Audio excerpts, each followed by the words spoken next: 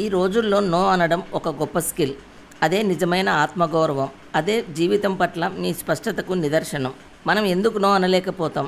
No అనడంలో మనం ఎందుకు భయపడతామంటే మనల్ని తిరస్కరిస్తారేమోనని భయం, నో అనగానే మనపై కోప్పడతారేమోనని, మన గురించి తప్పుగా అనుకుంటారేమోనని ఒక ఆందోళన. ఇది మనం చిన్నప్పుడు పెరిగిన వాతావరణం వల్ల కావచ్చు, చిన్నప్పటి నుండి అందరికీ సహాయపడటం అనే భావనతో పెరగడం వల్ల నో చెప్పడానికి మొహమాట పడతారు.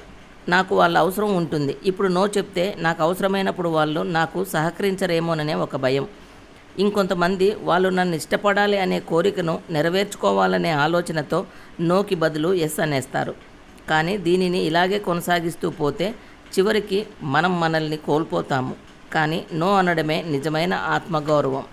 ఎస్ అనడం వల్ల వాళ్ళు ఎవరో సంతోషపడవచ్చు, కానీ మీలో మాత్రం అసంతృప్తి పెరుగుతుంది. మీరు వేరే వాళ్ళ పనులు చేస్తూ ఉండడం వల్ల మీరు మీ విలువను మరుగున పెట్టుకుంటారు. నో అనడంలో మనం చాలా బలాన్ని పొందుతాము. ఇది మన మెదడుకు ఓ స్పష్టమైన సంకేతం, నాకు నా విలువ తెలుసు అని. మన జీవితంలో మనకు స్పష్టంగా ఏమి కావాలో తెలిస్తే నో అనడం సులభమవుతుంది. నో అనడం ఒక కళ. నో అనడం అంటే కఠినంగా ఉండటం కాదు, ఖచ్చితంగా ఉండటం. నో అనడం స్టార్ట్ చేస్తే ఫస్ట్ కొద్దిమంది ఇరిటేషన్ చూపవచ్చు, కానీ సిగ్గుపడకండి. ఎందుకంటే వారు మీ స్వేచ్ఛపై కమాండ్ చూపించాలనుకుంటున్నారు. కానీ మీరు నో అనగానే చాలామంది దూరం అవుతారు. నమ్మకంగా ఉండేవారు మాత్రమే మిగులుతారు. సంబంధాలు కనుమరుగవుతాయి. మీరు ఎక్కడ ఎస్ అనాలో ఎక్కడ నో అనాలో తెలిసినప్పుడు మీకు నిజమైన ఇండిపెండెన్స్ ఉన్నట్లే.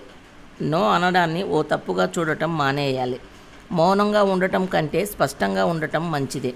మీరు నో అనలేకపోతే మీరు మీ జీవితాన్ని ఎవరి చేతుల్లోనో పెడుతున్నారన్నమాట. నో అనడం అంటే ఇతరుల్ని నిరాకరించడం కాదు, అది మీ విలువను ఎఫిషియన్సీగా నిలబెట్టడం. మీ శ్రద్ధ, మీ సమయం, మీ శక్తి ఇవన్నీ మీ విలువ. వాటిని కాపాడే మొదటి అడుగు నో అనడం నేర్చుకోవాలి.